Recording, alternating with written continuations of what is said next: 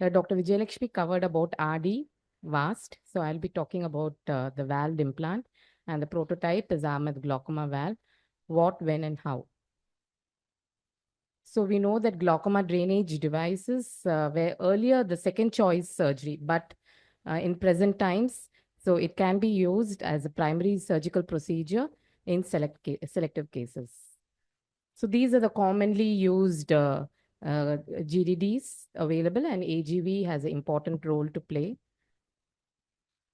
If going back to the history, the first attempt at a glaucoma drainage device was in 1907, but the actual device came into the market in 1976. It was the Molteno implant. Then it was Mateen Ahmed who developed this Ahmed glaucoma valve, and this was approved by the FDA in 1993. So what is this valve? So basically, the Ahmed glaucoma valve has got three components. One is the plate, which is made up of medical grade silicone, and then the drainage tube that is again made up of silicone, and then the silicone elastomer sheets, the valve mechanism, that's the main part.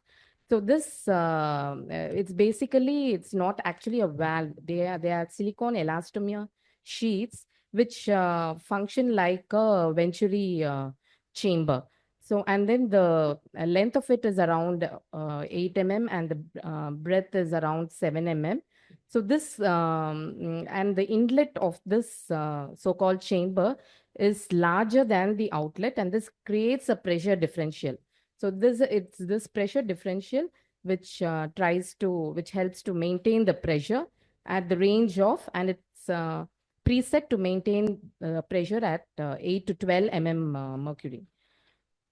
So these elastomers are always in a state of tension. So and that is why the pressure is maintained at a high level, and you do not get hypotony with the AGV valves. And these are some of the models. The Ahmed FP7 is the adult one, which has a surface area of 184 millimeters square. Then the FP8 is a pediatric one with 102 mm square, or 96 few are 96 mm square surface area. Then the Ahmed FX1 is there, which is something like a double plate Molteno. So extra plate is there, so which achieves together you get a surface area of 364 mm square.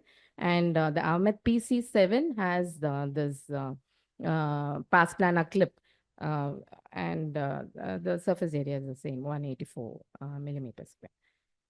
So the principle of how this GDD or the AGV works.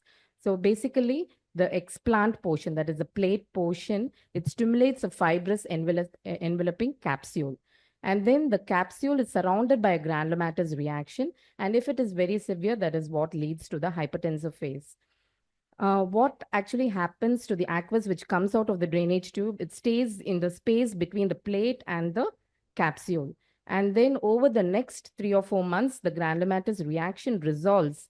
So the first part, what you get is a fibroblastic reaction, and then you get a fibrodegenerative reaction, and that results in microcyst formation, and then the pressure is maintained in the normal range. So as of now, AGV is the only glaucoma drainage device which has a built-in valve. It has a tapered profile which facilitates insertion, and you can see, because of this valve mechanism, the excessive drainage and chamber collapse does not occur.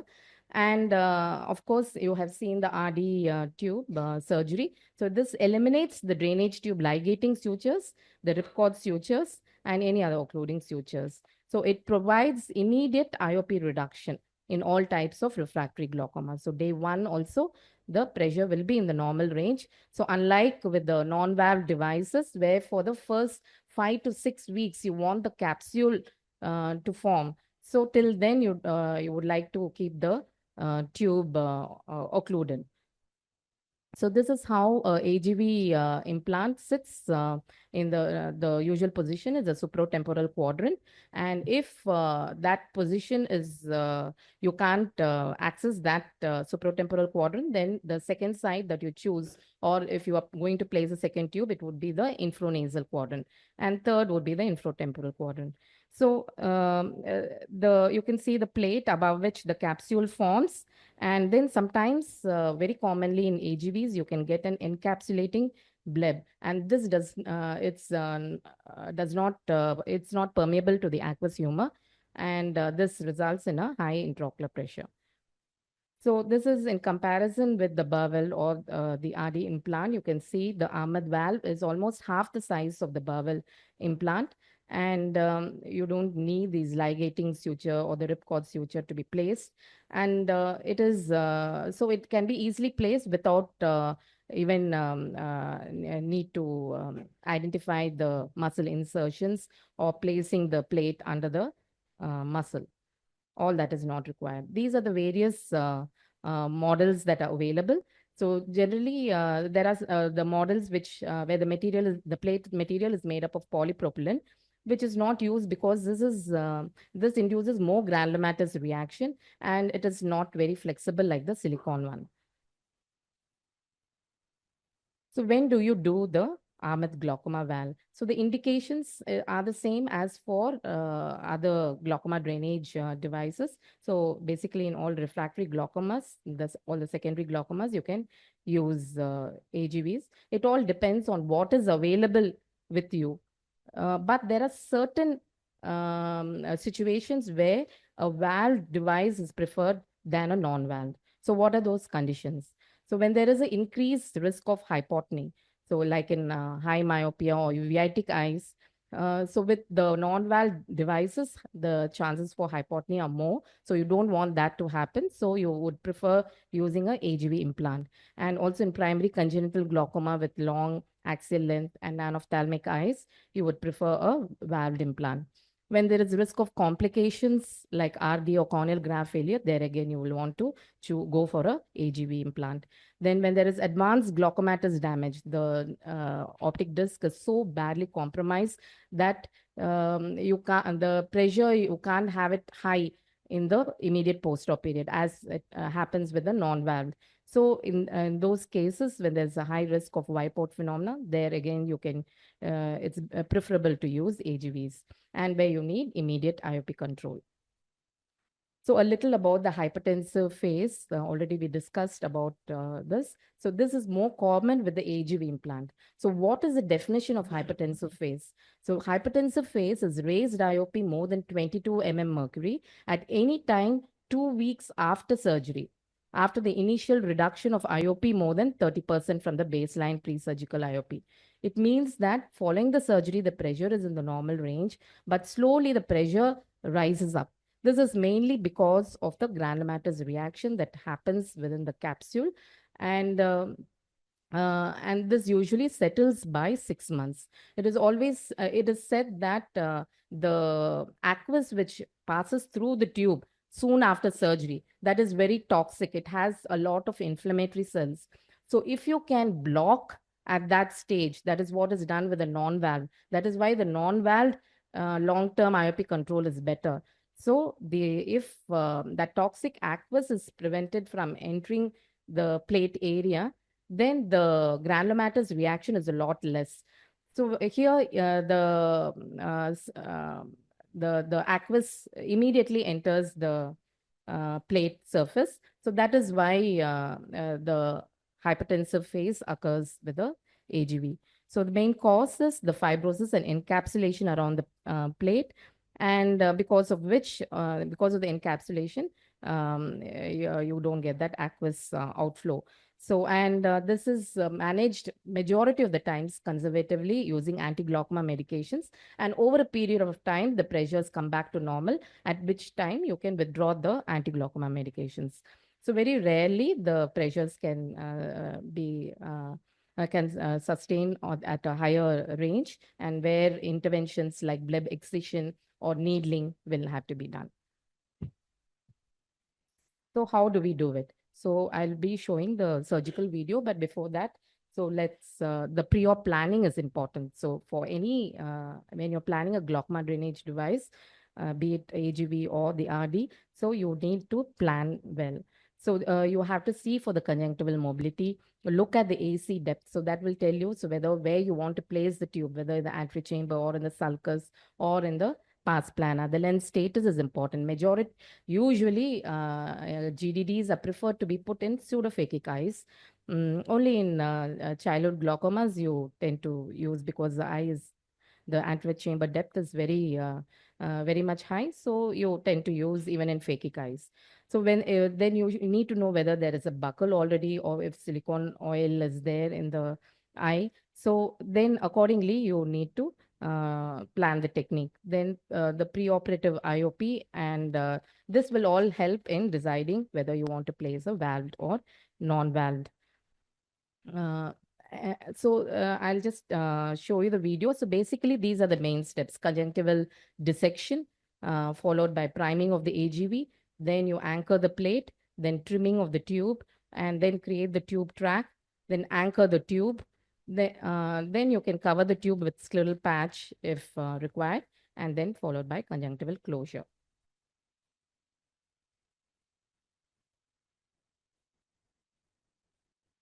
So this is a case of neovascular glaucoma for which I have done the AGV. So this patient had lasered PRP, lasered PDR, and the pressure was 38. So we went ahead and did the Ahmed glaucoma valve implantation. So first step is the traction suture using 7-micral. Here I'm planning it in the supratemporal quadrant, measuring 4 to 5 mm from the limbus to make the conjunctival dissection. So you can do the conjunctival dissection, start off at the limbus too. So because it is a smaller implant, so you can do the dissection, just adequate to place the plate.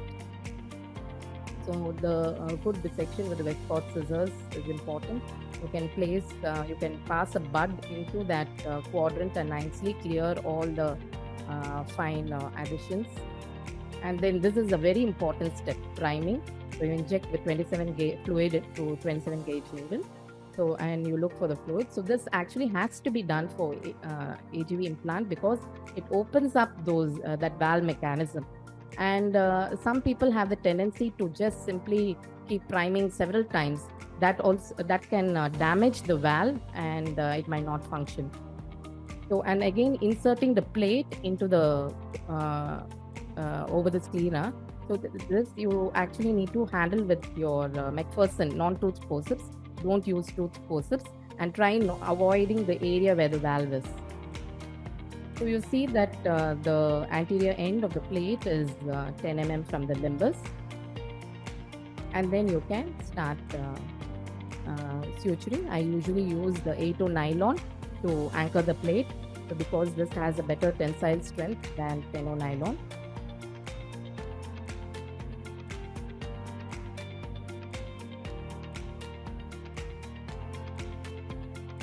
So it's just like in scleral buckling, you have to pass the needle. You have to see the needle visible when you're passing it through the sclera.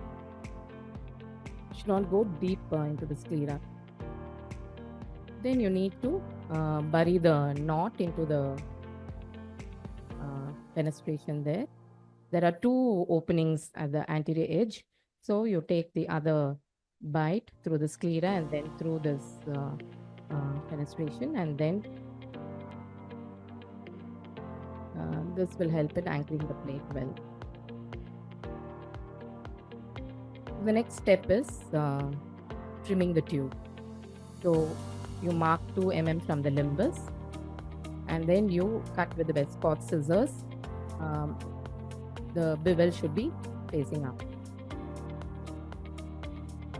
Then you measure 2 mm from that. So ideally you can enter through this, but a little off track will actually help prevention of the retraction of the tube. So I'm using the same technique as Dr. Vijayalakshmi showed. So I'm making a track 4 from the limbus. So this is a 23 gauge needle, which is bent close to the hub towards you so that you get a nice curve. And then now the paracentesis is done and cohesive viscoelastic is injected. Deepen the chamber and push the iris down. Now with the 23 gauge needle, I'm making the track. So the step has to be slow because it's a long track. So if you're not, you can even do make a track from 1.5 to 2 from the limbus. So near the limbus, you make the needle parallel to the iris. So then you inject viscoelastic through that track to widen that track, and then pass this tube, the trimmed tube through that track.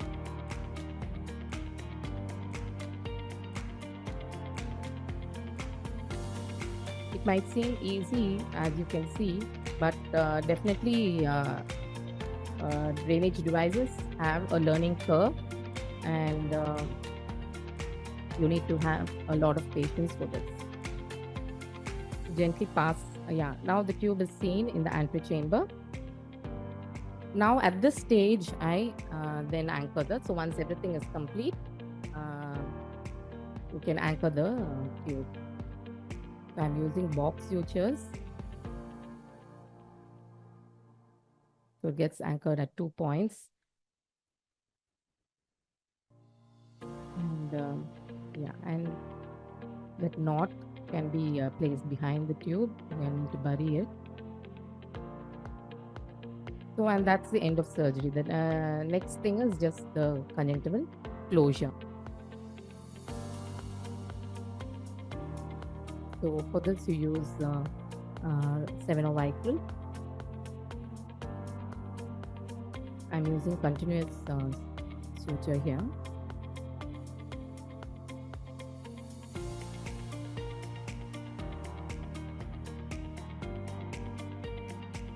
So that's the.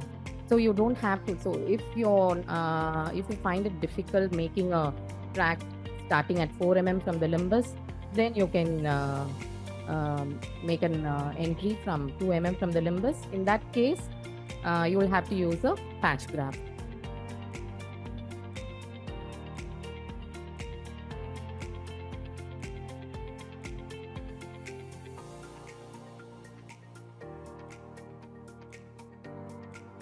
So you can see the advantage. It's very simple. You just place the plate. So there's no ligating suture, no ripcord suture that has to be passed. So this is actually a very good surgery for people who are beginning learning to do GDDs. So AGVs are better to begin with. And also the post-operative management is much more easier. So then at the end, you just inject dexamethasone and that's the end of it. So this is a post-op picture. The pressure was, this I did in December 2024. The pressure was good and it's maintained even now. So when you talk about AGV, you can't miss these two landmark studies, ABC study and AVB study, which made a direct comparison between valved and non-valved. And they found, though the pressure control was slightly better with a non-valved, and the long-term IOP control also was better with the non-valved, but then the hypotony chances are less. Though it is, I'm telling it's reduced, but it's not that it's completely negated. We do get hypotony with AGVs too. So our own study following an intramural funding, which I have done in 2010 to 2012 on 20 eyes. So the complete success achieved was 45%. So the complications of glaucoma drainage of AGV are nothing different from the other GDDs. But what you need to keep in mind is this encapsulated bleb, which can cause a rise in pressure. And hypotony can still be a complication following AGV too. So the other tube-related complications are all similar to the other GDDs. So this is a complication showing the tube exposure. This is cataract following AGV, and then graft touch following AGV. So the success of surgery decides, it's mainly based on how you choose the patient, the technique, the site of surgery, and how you might need to have to modify the steps as per need, and of course, most important, the post-operative follow-up. So finally, the take-home points, which I would like to again reiterate, AGV is useful in secondary glaucomas. It has a great advantage compared to the non-valved for easy post-operative management. And in computer language, you can say it is user-friendly. So beginning surgeons who want to try GDD can start off with AGV. So, but early post-operative hypotony still is a dangerous complication, which can occur with AGVs. Thank you.